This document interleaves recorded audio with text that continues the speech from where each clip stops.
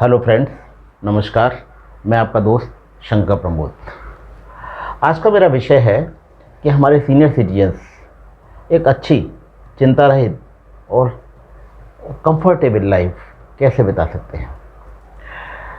क्योंकि senior citizen हम सबके साथ हैं, हमारे घर में भी हैं, अड़ोस पड़ोस में भी हैं, रिलेशंस में भी हैं।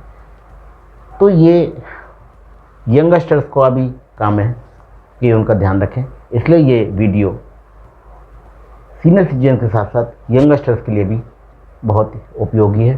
कृपया आप सभी इस वीडियो को अंत तक अवश्य देखें।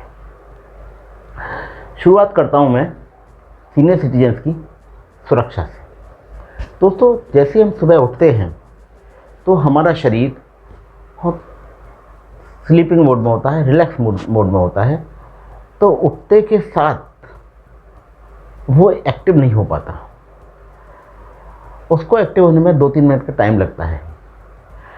तो सबसे पहली सुरक्षा तो हमारी ये है कि जब भी सीनियर सिटीजन सो के उठें तो बिस्तर छोड़ने से पहले 2-3 मिनट बिस्तर पर बैठें और बॉडी को रिलैक्स पोजीशन से बाहर निकलने दें, एक्टिव मोड में आने दें।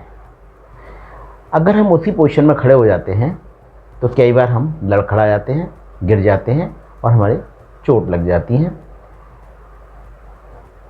इसलिए 2-3 मिनट का रेस्ट बहुत आवश्यक है।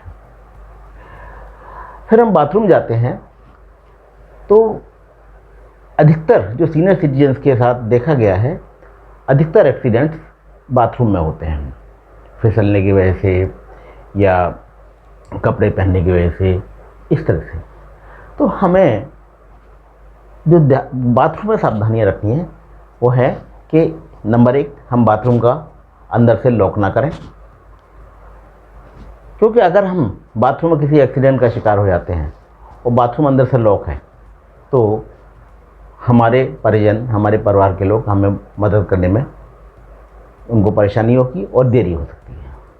नंबर 2, हमें अपना मोबाइल फ़ोन हमेशा बाथरूम में भी साथ रखना चाहिए। वैसे तो हमेशा साथ रखना चाहिए, लेकिन बाथरूम में भी रखना चाहिए, जिससे ज़रूरत के टाइम पर हम लोगों को, अपने फैमिली मेम्बर्स को कॉल कर सकें। बाथरूम में कमोड यूरोपियन सिस्टम का होना चाहिए, क्योंकि हमारे घुटने काम करना बंद कर देते हैं या हमें उठने बैठने में परेशानी होती है।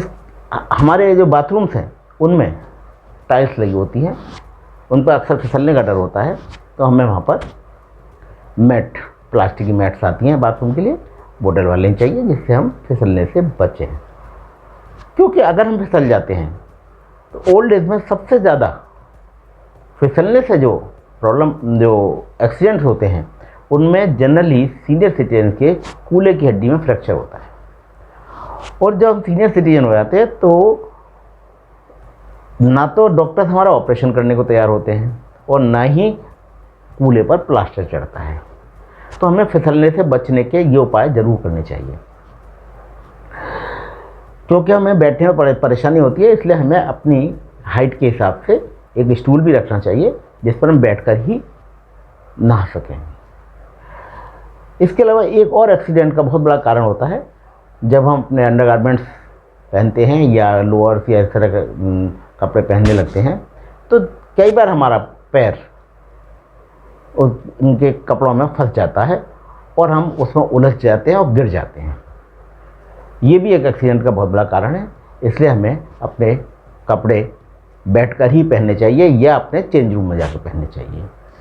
गीली टाइल्स का सहारा लेकर उठने की कोशिश नहीं करनी चाहिए, क्योंकि वहाँ भी हाथ फिसल जाता है और गिर सकते हैं। कमोड के साथ एक हैंडल जरूर लगवा लीजिए, जिससे सपोर्ट के साथ आप उठ सकें। ये थे कुछ बाथरूम में अपने सेफ्टी मेजर्स, जिससे हमें अपनी आपको दुर्घटना से, एक्सीडेंट से बचा लेना चाहिए। अब बात करते हैं थोड़ी सी अपने जनरल बातें। जरूर, अगर हम अपने परिवार के साथ रहते हैं तो बहुत सारी चीज़ें परिवार के सदस्य की सहायता से हमारी पूरी हो जाती हैं। लेकिन कई बार हम अकेले रहते हैं, हमारे बच्चे हमारे साथ नहीं होते। ऐसी स्थिति में हम क्या करें? दोस्तों, अभी कल परसों में एक न्यूज़ पढ़ रहा था। पहले मैं बता दूं हाँ कि अगर हम हाई राइज सोसाइटीज़ में रहते हैं, किसी फ्लैट में रहते हैं, तो बुज़ुर्गों को ये चाहिए कि वो अपने अकेले होने की सूचना सोसाइटी के सेक्रेटरी के पास अवश्य नोट करा दें। और अगर किसी हम सोलो हाउस में रहते हैं, इंडिपेंडेंट हाउस में रहते हैं, तो वहाँ पर हम पुलिस स्टेशन, जो हमारा कवरिंग एरिया का पुलिस स्टेशन है, वहाँ पर अपने अकेले होने की सूचना दे देनी चाहिए। अभी 2 दिन पहले मैं न्यूज़पेपर में पढ़ रहा था, इस कोरोना काल में एक दंपत्ति जो 90 और 88 साल के थे, उनके 2 बेटे थे। एक बेटा विदेश में था और एक बेटा बेंगलोर में था। वो एनसीआर में रहते थे। कोरोना काल में उनके खाने पीने की व्यवस्था नहीं हो पा रही थी, वो कई दिन से भूखे थे। इन व्यवस्थाओं की वजह से उस क्षेत्र के जो पुलिस अधिकारी थे काफ़ी जागरूक थे। उन्हें इस बात का पता चला, उन्होंने अपने एक अधिकारी को भेजकर उनकी मदद की, उनको खाना खिलाया और उनको ज़रूरी सहायता मुहैया कराई। उनके बेटे को इन्फॉर्म किया, फिर वो बेटे, बेंगलोर वाला बेटा, वापस आके उनका देखभाल करने के लिए वहाँ से चल दिया। तो दोस्तों, ये एक ऐसी चीज़ है जो बहुत आवश्यक है, लेकिन हम जनरली नहीं करते हैं। एक और काम हमें करना चाहिए, जो सीनियर सिटीजन मिलकर एक ग्रुप बना लें, उसमें हम सभी को सुबह गुड मॉर्निंग करें। उससे हमारी वेलफेयर का लोगों को पता चलता रहता है। एक और काम कर सकते हैं, हम अगर किसी सोसाइटी में रहते हैं तो सोसाइटी के उस टावर के गार्ड को हम कह सकते हैं, भाई तुम्हें सुबह हमें हेलो करनी है, नमस्ते करना है, या हो सके तो हमसे मिलने आओ। उस बात के लिए आप उन्हें 10-20 रुपये, जो भी आप ठीक समझें, पर डे के हिसाब से दे सकते हैं। तो ऐसा करने से आपकी छोटी सी रकम से आपके वेलफेयर सोसाइटी को मिलते रहेंगे। अगर आप सोलो हाउस में रहते हैं तो अपने अड़ोसी पड़ोसी के किसी बच्चे से या वहाँ के गार्ड से, किसी से भी ये मदद ले सकते हैं। सोसाइटीज़ में आप ऑनलाइन सामान मंगा सकते हैं या उस गार्ड की मदद ले सकते हैं। सोलो हाउस में आप अपने जिस भी व्यक्ति को आपने उपयुक्त समझते हैं, अपने अड़ोसी पड़ोसी के या मित्र के या किसी के बच्चे को, उससे मदद ले सकते हैं। अगर उसके लिए आपको कुछ पैसा खर्च भी करना पड़ता है एक्स्ट्रा, तो कर सकते हैं, क्योंकि अब जो आपका पैसा है वो बहुत समय के लिए नहीं है। अब हमारा जाने का टाइम आ चुका है, तो वो 2-4 साल, 5 साल, 10 साल के लिए है। तो उस पैसे का उपयोग करें और अपनी सुविधाओं पर उसका इस्तेमाल करें। अब थोड़ी सी बात घर की कर लेते हैं। आप अपने घर में, अगर आप बुजुर्ग हैं, उठने फिरने में परेशानी हो रही है, चलने फिरने में परेशानी होती है, तो आप मेन डोर पर रिमोट कंट्रोल वाला लॉक लगवा सकते हैं। इसलिए इससे आपको बार बार उठना नहीं पड़ेगा। घर में सीसीटीवी कैमरे ज़रूर लगवाइए और उनको अपने बच्चों से वाईफाई से लिंक करवा दीजिए, जिससे बच्चे आपके वेलफेयर लेते रहें। अगर वो आपके पास आ पाने में असमर्थ हैं, आपके साथ नहीं रह सकते, तो कम से कम वो उन कैमरे की मदद से आपका वेलफेयर ले सकते हैं। एक कैमरा मेन गेट पर ज़रूर लगवाइए और गेट खोलने से पहले देख लीजिए कि गेट पर जो व्यक्ति आया है वो आपका परिचित है या नहीं। परिचित है तभी गेट खोलिए, वरना जाली के गेट से बात कर लीजिए।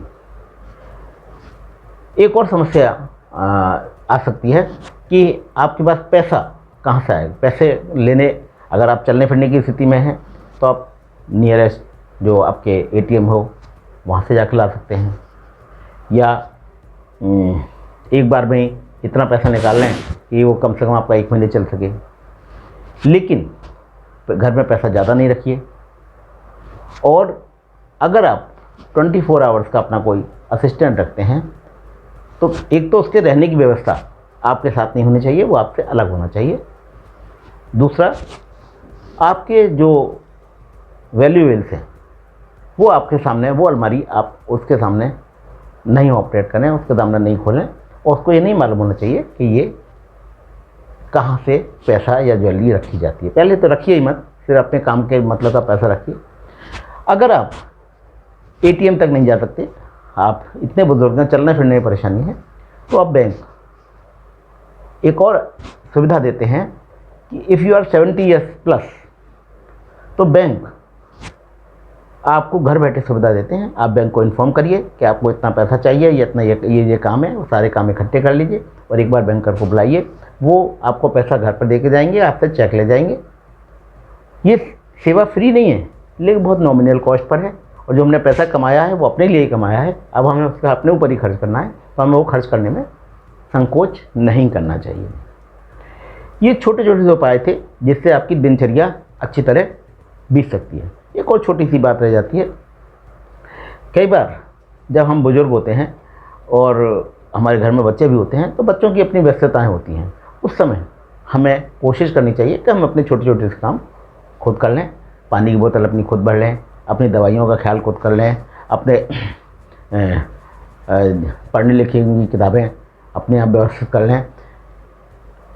साथ में कई बार हमारी भूलने की बात भी आ जाती है, तो हम बातें भूल जाते हैं, याद नहीं रहता दवा खाई नहीं खाई।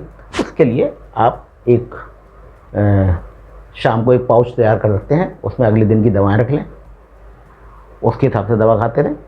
फिर भी अगर आपको भूल जाते हैं कि नहीं ये दवा हमने खाई या नहीं खाई, तो एक डायरी मेंटेन कर सकते हैं, उसमें आप मॉर्निंग, नून, इवनिंग टिक कर सकते हैं कि मैंने इस समय दवा खा ली।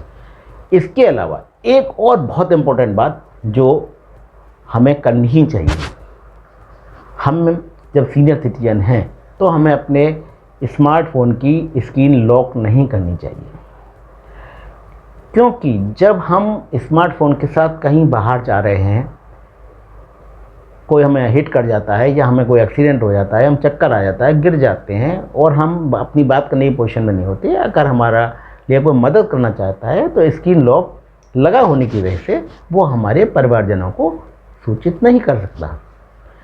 इसलिए अपने मोबाइल में स्क्रीन लॉक नहीं लगाएं।